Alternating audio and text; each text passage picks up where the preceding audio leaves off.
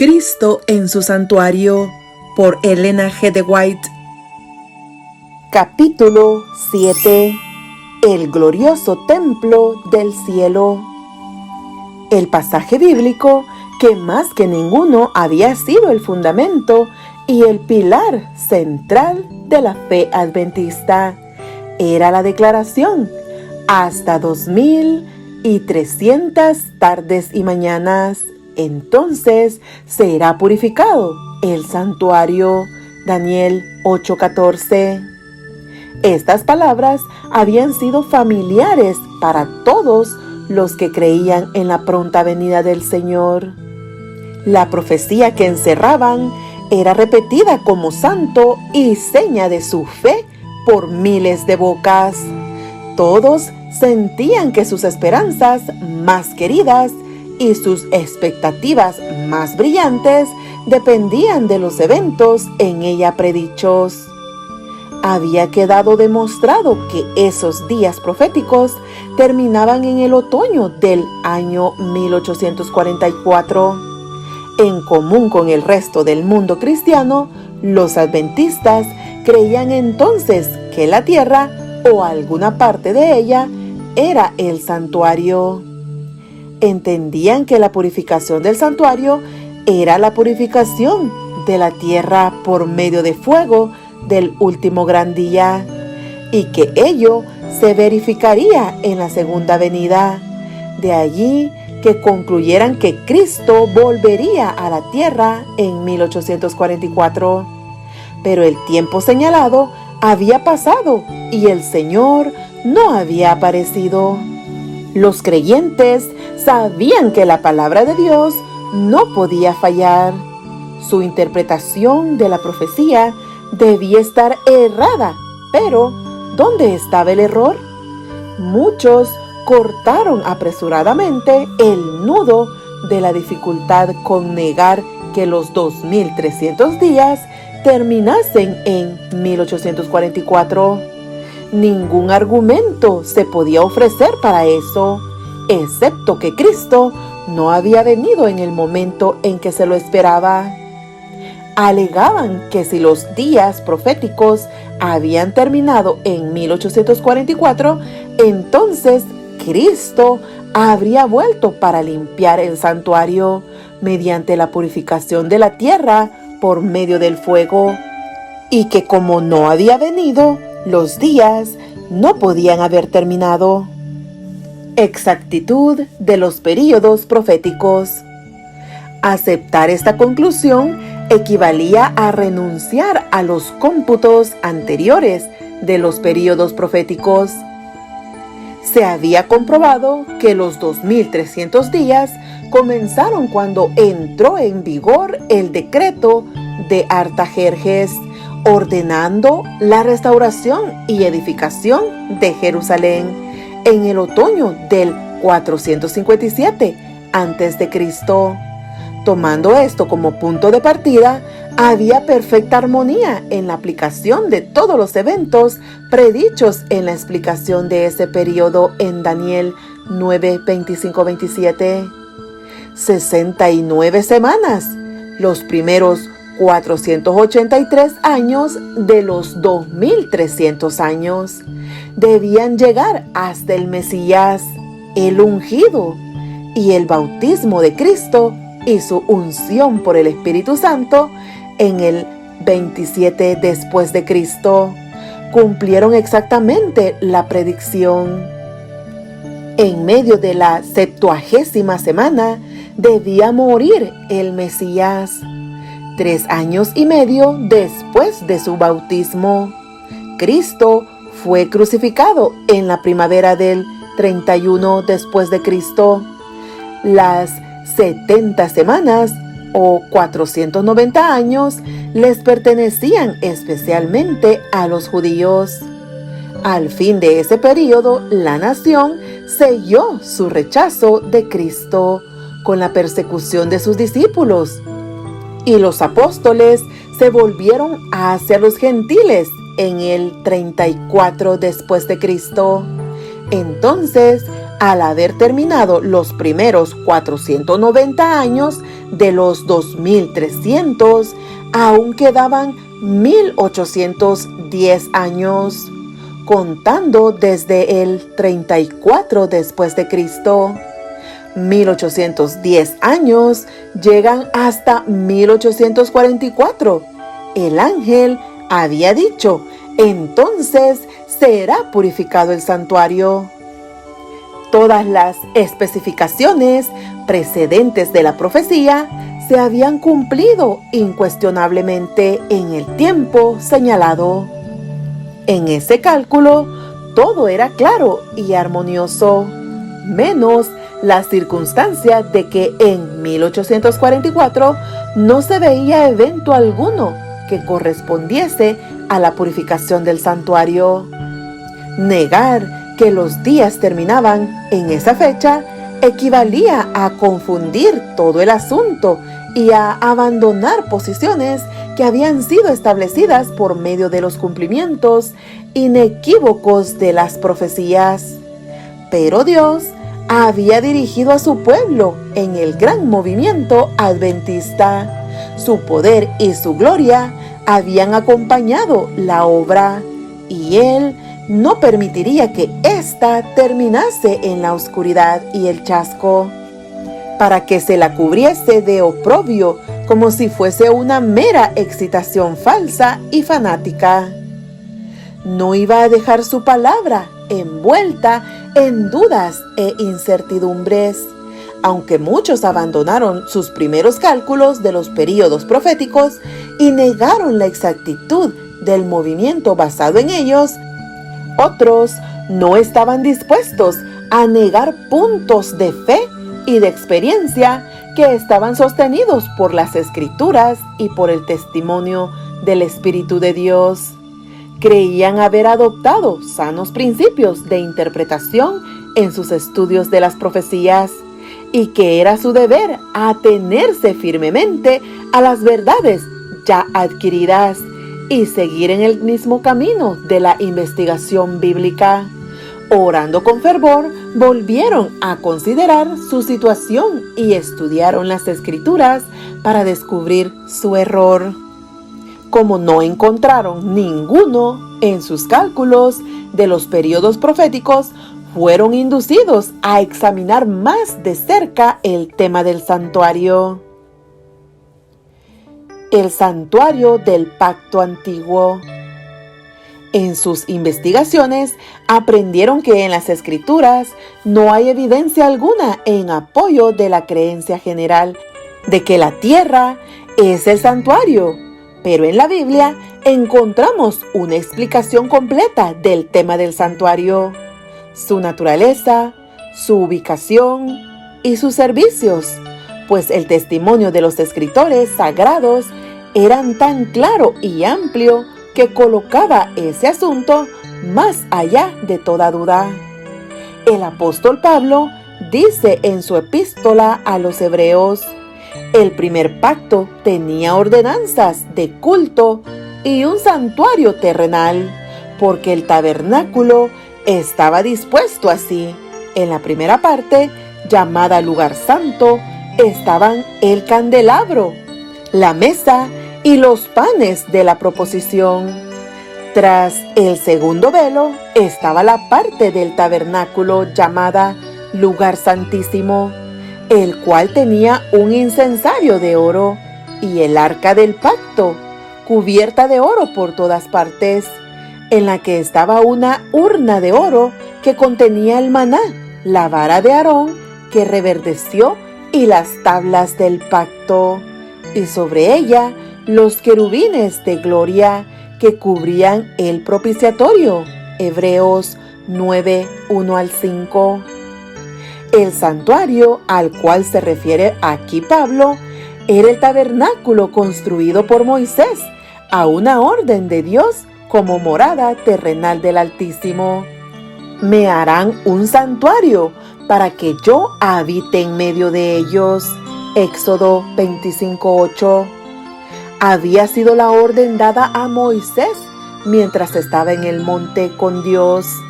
Los israelitas estaban peregrinando por el desierto y el tabernáculo se construyó de manera que pudiese ser llevado de un lugar a otro. No obstante, era una estructura de gran magnificencia. Después que los israelitas se hubieran establecido en Canaán, el tabernáculo fue reemplazado por el templo de Salomón, el cual, aunque era un edificio fijo y de mayores dimensiones, conservaba las mismas proposiciones y similar moblaje. El santuario subsistió así, excepto durante el plazo en que permaneció en ruinas en tiempos de Daniel, hasta su destrucción por parte de los romanos en el año 70 después de Cristo. Tal fue el único santuario que haya existido en la tierra y del cual la Biblia nos dé alguna información. Pablo dijo de él que era el santuario del primer pacto, pero ¿no tiene santuario el pacto nuevo? El santuario del nuevo pacto en el cielo.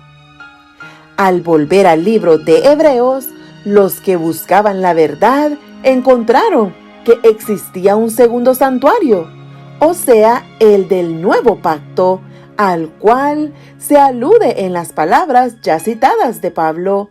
En verdad, el primer pacto también tenía reglamentos de culto y su santuario, que lo era de este mundo. El uso de la palabra también implica que Pablo ha hecho antes mención de este santuario. Yendo al principio del capítulo anterior, se lee: este es el punto capital de cuanto venimos diciendo, que tenemos un sumo sacerdote tal, que se sentó a la diestra del trono de la majestad en los cielos, al servicio del santuario y de la tienda verdadera, erigida por el Señor, no por un hombre. Hebreos capítulo 9, 1, 8, 1, 2. Aquí tenemos revelado el santuario del nuevo pacto. El santuario del primer pacto fue armado por el hombre, construido por Moisés. Este segundo está armado por el Señor, no por el hombre. En aquel santuario los sacerdotes terrenales desempeñaban el servicio. En este es Cristo, nuestro gran sumo sacerdote, quien ministra a la diestra de Dios. Un santuario estaba en la tierra y el otro está en el cielo. Además, el tabernáculo construido por Moisés fue hecho según un modelo. El Señor le indicó: conforme a todo lo que yo te muestre, el diseño del tabernáculo y el diseño de todos sus utensilios, así lo haréis. Y además le encargó: mira y hazlos conforme al modelo que te ha sido mostrado en el monte. Éxodo 25, 9, 40. Y Pablo dice que el primer tabernáculo era figura de aquel tiempo presente, en el cual se ofrecían presentes y sacrificios, que sus santos lugares eran copias de las realidades celestiales, que los sacerdotes que presentaban las ofrendas según la ley ministraban en el que era copia y sombra del que está en el cielo, y que Cristo no entró en un santuario hecho por manos humanas, simple copia del verdadero santuario, sino en el cielo mismo, para presentarse ahora ante Dios en favor nuestro. Hebreos 9:9, 23, 8:5, 9:24. Las glorias del santuario terrenal y del templo celestial. El santuario celestial, en el cual Jesús ministra en favor de nosotros, es el gran original, del cual el santuario construido por Moisés era una copia. El esplendor incomparable del tabernáculo terrenal reflejaba a la vista humana la gloria de ese templo celestial donde Cristo nuestro precursor, ministra a favor de nosotros ante el trono de Dios. La morada del Rey de Reyes, donde miles y miles ministran delante de Él, y millones de millones están en su presencia. Daniel 7:10. Ese templo lleno con la gloria del trono eterno, donde los serafines, sus radiantes guardianes, cubren sus rostros en adoración, solo podía encontrar en la más grandiosa construcción que jamás edificarán manos humanas, un pálido reflejo de su inmensidad y gloria. Con todo, el santuario terrenal y sus servicios enseñaban importantes verdades relativas al santuario celestial y a la gran obra que allí se llevaba a cabo para la redención del hombre. Los lugares santos del santuario celestial están representados por los 2 departamentos del santuario terrenal. Cuando en una visión le fue dado al apóstol Juan que viese el templo de Dios en el cielo, contempló allí 7 lámparas de fuego ardiendo delante del trono. Vio un ángel que tenía en su mano un incensario de oro, y le fue dado mucho incienso para que lo añadiese a las oraciones de todos los santos encima del altar de oro que estaba delante del trono. Se le permitió al profeta contemplar el primer departamento del santuario en el cielo, y vio allí las 7 lámparas de fuego y el altar de oro, representados por el candelabro de oro y el altar del incienso en el santuario terrenal. De nuevo fue abierto el templo de Dios, Apocalipsis 4:5, 8:3. Y miró hacia adentro del velo interior el lugar santísimo. Allí vio el arca de su pacto, representada por el cofre sagrado construido por Moisés para contener la ley de Dios. Así fue como los que estaban estudiando el tema encontraron pruebas irrefutables de la existencia de un santuario en el cielo. Moisés hizo el santuario terrenal según un modelo que se le mostró. Pablo enseña que ese modelo era el verdadero santuario que está en el cielo, y Juan testifica que lo vio en el cielo. El ministerio de Cristo en el santuario celestial. En el templo celestial, la morada de Dios, su trono está asentado en justicia y juicio. En el lugar santísimo está su ley, la gran regla de justicia por la cual es probada toda la humanidad. El arca que guarda las tablas de la ley está cubierta con el propiciatorio, ante el cual Cristo ofrece su sangre en beneficio del pecador. Así se representa la unión de la justicia y la misericordia en el plan de la redención humana. Solo la sabiduría infinita podía idear dicha unión, y solo el poder infinito podía realizarla. Es una unión que llena todo el cielo de admiración y adoración. Los querubines del santuario terrenal, que miraban reverentemente hacia el propiciatorio, representaban el interés con el cual las huestes celestiales contemplan la obra de la redención. Es el misterio de la misericordia que los ángeles desean contemplar, que Dios puede ser justo al mismo tiempo que justifica al pecador arrepentido y restaura su relación con la raza caída, que Cristo pudo humillarse para sacar a innumerables multitudes del abismo de la perdición y vestirlas con las vestiduras inmaculadas de su propia justicia, con el fin de unirlas con los ángeles que no cayeron jamás y así habiten para siempre en la presencia de Dios. La obra de Cristo como mediador del hombre se presenta en esa hermosa profecía de Zacarías relativa a aquel cuyo nombre es el vástago. El profeta dice: sí, edificará el templo de Jehová y llevará sobre sí la gloria y se sentará y reinará sobre el del Padre, trono, siendo sacerdote sobre su trono, y el consejo de la paz estará entre los dos. Zacarías 6, 12, 13. Edificará el templo de Jehová. Cristo, por medio de su sacrificio y mediación, es tanto el fundamento como el constructor de la iglesia de Dios. El apóstol Pablo lo señala como la piedra angular. En él, todo el edificio, bien armado, se va levantando para llegar a ser un templo santo en el Señor. En él también ustedes son edificados juntamente para ser morada de Dios por su Espíritu. Efesios 2, 20-22. Llevará sobre sí la gloria. A Cristo pertenece la gloria de la redención de la raza caída. Por toda la eternidad, el canto de los redimidos será al que nos amó y nos lavó de nuestros pecados con su sangre.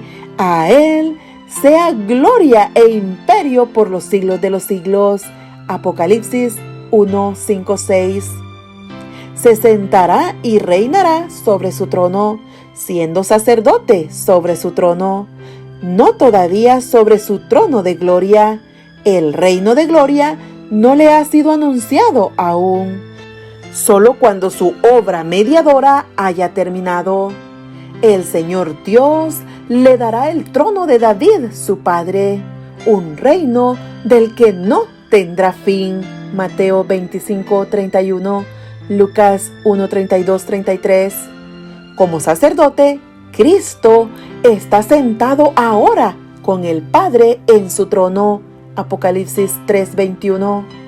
En el trono, en compañía del Dios eterno que existe por sí mismo, está el ser que cargó con nuestras enfermedades y soportó nuestros dolores, quien fue tentado en todo de la misma manera que nosotros, aunque sin pecado, para poder socorrer a los que son tentados.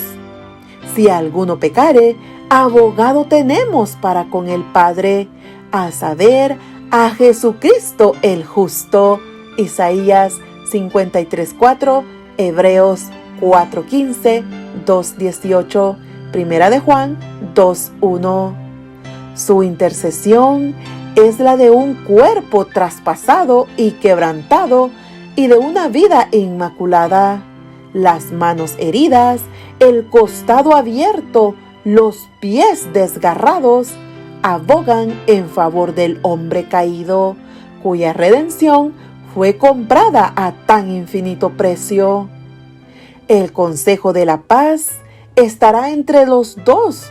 El amor del Padre, no menos que el del Hijo, es la fuente de salvación para la raza perdida. Jesús dijo a sus discípulos antes de irse: no os digo que yo rogaré al Padre por vosotros, pues el Padre mismo os ama. Juan 16, 26, 27. Dios estaba en Cristo reconciliando consigo al mundo. Segunda de Corintios 5, 19. Y en el ministerio del santuario celestial, el consejo de la paz estará entre los dos. Tanto amó Dios al mundo que dio a su Hijo unigénito para que todo el que cree en Él no se pierda, sino que tenga vida eterna. Juan 3:16. El santuario de Daniel 8:14. Las Escrituras responden con claridad a la pregunta: ¿qué es el santuario? La palabra santuario, tal cual la usa la Biblia, se refiere, en primer lugar, al tabernáculo que construyó Moisés, como una copia de las cosas celestiales. Y en segundo lugar, al verdadero tabernáculo en el cielo, hacia el cual señalaba el santuario terrenal. Muerto Cristo, terminó el ritual típico. El verdadero tabernáculo en el cielo es el santuario del nuevo pacto, y como la profecía de Daniel 8:14 se cumple en esta dispensación, el santuario al cual se refiere debe ser el santuario del nuevo pacto. Cuando terminaron los 2300 días, en 1844, hacía muchos siglos que no había santuario en la tierra, de manera que la profecía, hasta 2300 tardes y mañanas, entonces será purificado el santuario. Se refiere indudablemente al santuario que está en el cielo, pero aún queda la pregunta más importante por contestar. ¿Qué es la purificación del santuario? En el Antiguo Testamento se hace mención de un servicio tal con referencia al santuario terrenal. ¿Pero puede haber algo que purificar en el cielo? En Hebreos capítulo 9 se enseña claramente la purificación de ambos santuarios, el terrenal y el celestial. Casi todo es purificado, según la ley, con sangre, y sin derramamiento de sangre no se hace remisión. Así que era necesario que las copias de las realidades celestiales fueran purificadas con esos sacrificios, pero que las realidades mismas lo fueran con sacrificios superiores que aquellos. Hebreos 9:22-23, a saber, la preciosa sangre de Cristo. Lecciones prácticas obtenidas de los tipos. En ambos servicios, el típico y el real, la purificación debe efectuarse con sangre, en aquel con sangre de animales, en este con la sangre de Cristo. Pablo dice que la razón por la cual esta purificación debe hacerse con sangre es porque sin derramamiento de sangre no hay remisión. La obra que se debe realizar en la remisión, o sea, el acto de quitar los pecados.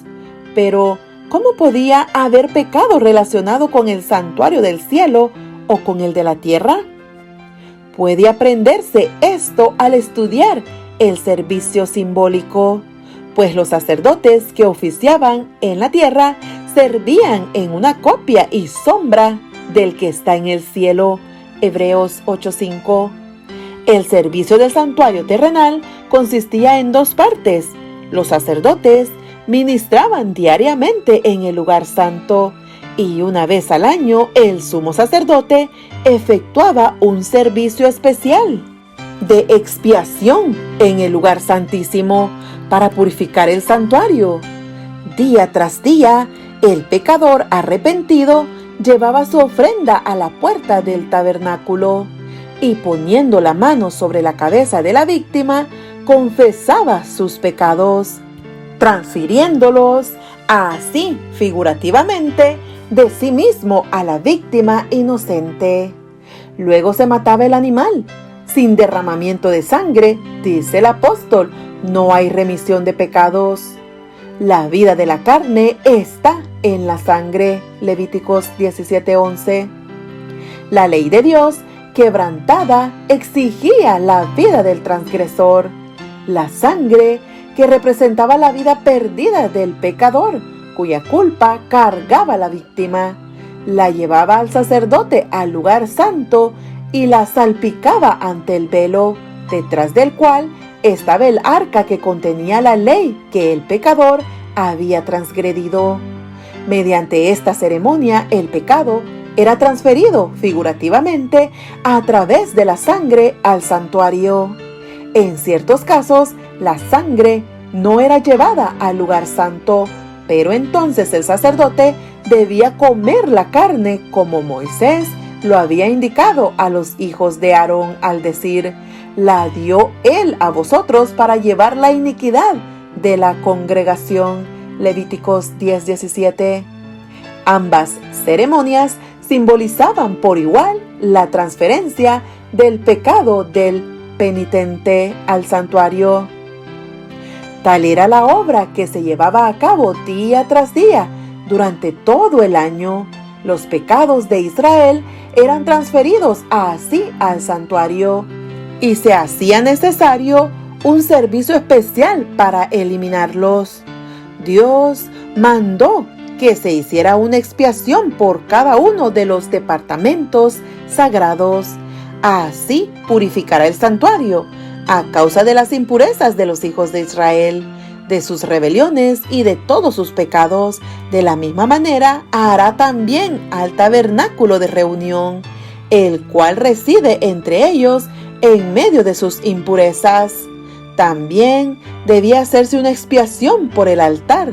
Lo limpiará y lo santificará de las inmundicias de los hijos de Israel. Levíticos 16, 16, 19. Una vez al año, en el gran día de la expiación, el sacerdote entraba en el lugar santísimo para purificar el santuario. El servicio que se realizaba allí completaba la serie anual de los servicios. En el día de la expiación se llevaba 2 machos cabríos a la entrada del tabernáculo y se echaban suerte sobre ellos, una suerte por Jehová y otra suerte por Azazel. 16:8. El macho cabrío sobre el cual caía la suerte para Jehová debía ser inmolado como ofrenda por el pecado del pueblo. Y el sacerdote debía llevar velo adentro la sangre de aquel y rociarla sobre el propiciatorio y delante de él. También había que rociar con ella el altar del incienso que se encontraba delante del velo, y pondrá a Aarón sus 2 manos sobre la cabeza del macho cabrío vivo, y confesará sobre él todas las iniquidades de los hijos de Israel, todas sus rebeliones y todos sus pecados, poniéndolos así sobre la cabeza del macho cabrío, y lo enviará al desierto por mano de un hombre destinado para eso. Y aquel macho cabrío llevará sobre sí todas las iniquidades de ellos a tierra inhabitada. Capítulo 16, 21-22. El macho cabrío, emisario, no volvía más al campamento de Israel, y el hombre que lo había llevado afuera debía lavarse y lavar sus vestimentas con agua antes de volver al campamento. Toda la ceremonia estaba destinada a grabar en los israelitas la santidad de Dios y su odio al pecado, y además a hacerles ver que no podían ponerse en contacto con el pecado sin contaminarse. Se requería que todos afligiesen sus almas mientras se celebraba esa obra de expiación. Se debía dejar de lado toda ocupación, y toda la congregación de Israel debía pasar el día en solemne humillación ante Dios, con oración, ayuno y profundo escudriñamiento del corazón. El servicio típico enseña verdades importantes acerca de la expiación. En lugar del pecador se aceptaba un sustituto, pero la sangre de la víctima no borraba el pecado. Solo era un medio previsto para transferirlo al santuario. Por medio de la ofrenda de sangre, el pecador reconocía la autoridad de la ley, confesaba su culpa en la transgresión y expresaba su deseo de ser perdonado mediante la fe en un Redentor por venir, pero aún no estaba totalmente libre de la condenación de la ley. En el día de la expiación, el sumo sacerdote, luego de haber hecho un sacrificio por la congregación, iba al lugar santísimo con la sangre de dicha ofrenda y rociaba con ella el propiciatorio directamente sobre la ley para hacer satisfacción por sus exigencias. Después, en calidad de mediador, tomaba los pecados sobre sí y los llevaba fuera del santuario. Luego, ponía sus manos sobre la cabeza del segundo macho cabrío, confesaba sobre él todos esos pecados y así los transfería figurativamente de él al macho cabrío emisario. Luego el macho cabrío emisario los llevaba lejos y se los consideraba como quitados para siempre del pueblo. Tipos de las realidades celestiales. Tal era el servicio realizado en la copia y sombra del que está en el cielo, y lo que se hacía típicamente en la administración del santuario terrenal se hace en realidad en la administración del santuario celestial. Después de su ascensión, nuestro Salvador empezó su obra como nuestro sumo sacerdote. Pablo dice: no entró Cristo en el santuario hecho de mano, figura del verdadero, sino en el cielo mismo, para presentarse ahora por nosotros ante Dios. Hebreos 9:24. La administración del sacerdote durante el año en el primer departamento del santuario, dentro del velo que formaba la puerta y separaba el lugar santo del atrio exterior, representa la obra de ministración que inició Cristo al ascender. La obra del sacerdote en el servicio diario consistía en presentar ante Dios la sangre de la ofrenda por el pecado y también el incienso que subía con las oraciones de Israel.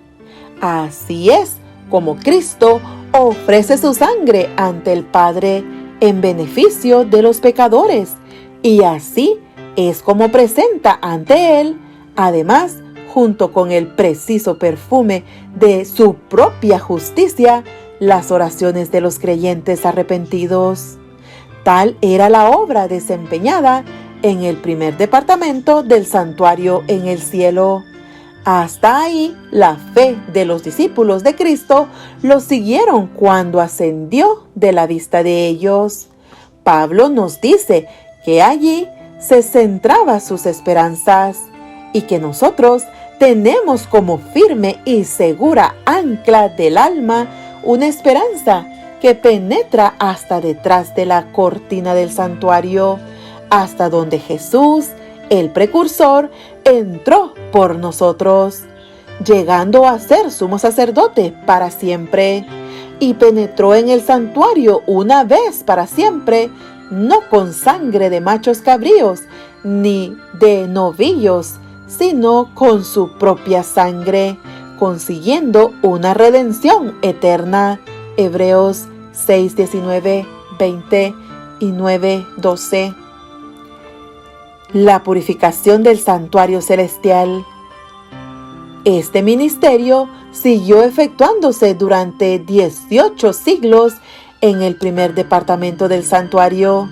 La sangre de Cristo, ofrecida en beneficio de los creyentes arrepentidos, les aseguraba el perdón y la aceptación del Padre, pero no obstante, sus pecados permanecían inscritos en los libros del registro.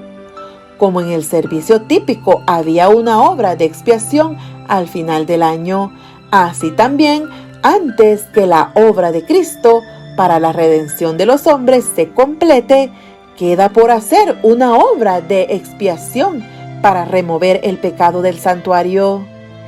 Este es el servicio que comenzó cuando terminaron los 2300 días. Entonces, así como lo había predicho Daniel el profeta, nuestro sumo sacerdote entró en el lugar santísimo para cumplir la última parte de su obra solemne, la purificación del santuario. Así como en la antigüedad los pecados del pueblo eran puestos por fe sobre la ofrenda por el pecado y por su sangre se transferían figurativamente al santuario terrenal, así también en el nuevo pacto los pecados de los que se arrepienten son puestos por fe sobre Cristo y transferidos, de hecho, al santuario celestial. Y así como la purificación típica de lo terrenal se efectuaba por medio de la remoción de los pecados, con los cuales había sido contaminado. Así también, la purificación real de lo celestial debe efectuarse quitando o borrando los pecados registrados en el cielo. Pero antes que esto pueda realizarse, deben examinarse los libros de registros para determinar quiénes son los que, por su arrepentimiento del pecado y su fe en Cristo, tienen derecho a los beneficios de la expiación hecha por Él. Por tanto, la purificación del santuario implica una obra de investigación, una obra de juicio. Esta obra debe realizarse antes que venga Cristo para redimir a su pueblo, pues cuando venga su recompensa estará con Él para otorgarla a cada ser humano según haya sido su obra. Apocalipsis 22:12. Así que los que andaban en la luz de la palabra profética vieron que en lugar de venir a la tierra al fin de los 2300 días, en 1844, Cristo entró entonces en el lugar santísimo del santuario celestial para cumplir la obra final de expiación preparatoria para su venida. Se vio además que mientras la ofrenda por el pecado señalaba a Cristo como sacrificio y el sumo sacerdote representaba a Cristo como mediador, el macho cabrío simbolizaba a Satanás, autor del pecado, sobre quien serán colocados finalmente los pecados de los verdaderamente arrepentidos. Cuando el sumo sacerdote, en virtud de la sangre de la ofrenda por el pecado, quitaba los pecados del santuario, los ponía sobre la cabeza del macho cabrío por Azazel. Cuando Cristo, en virtud de su propia sangre, quite del santuario celestial los pecados de su pueblo, al fin de su ministración, los pondrá sobre Satanás, quien, en la ejecución del juicio, debe cargar con el castigo final. El macho cabrío era enviado lejos a un lugar desierto para no volver jamás a la congregación de Israel. Así también, Satanás será desterrado para siempre de la presencia de Dios y de su pueblo, y será aniquilado en la destrucción final del pecado y los pecadores.